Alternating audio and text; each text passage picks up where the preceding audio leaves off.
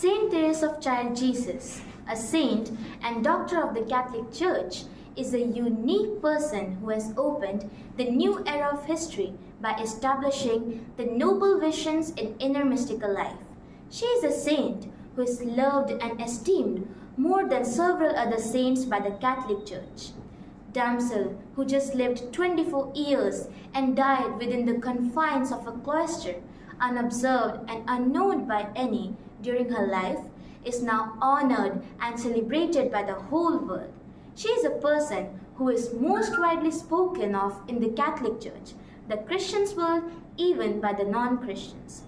Little Therese was born on 2nd January 1873 in the town of Alençon, about 90 kilometers away from Liswick.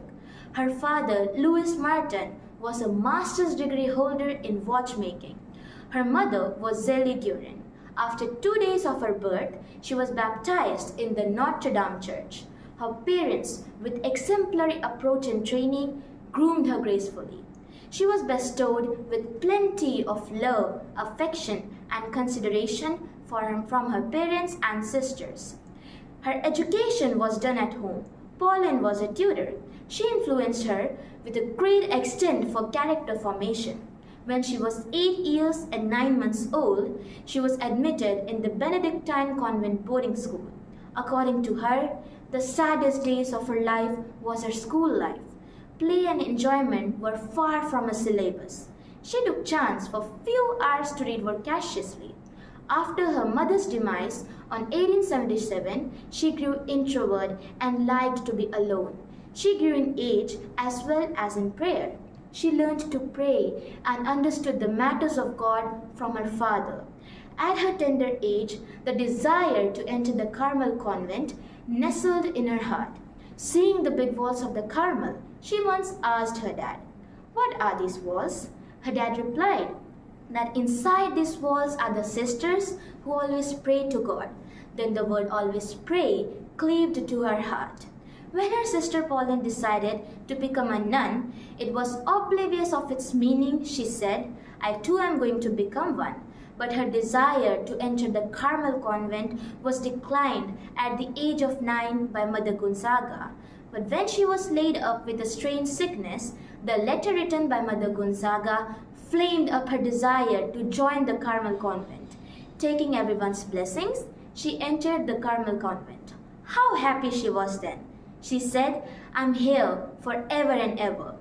Her first 9 months were the trial period for candidates. She was vested only after 9 months because of her father's ailments.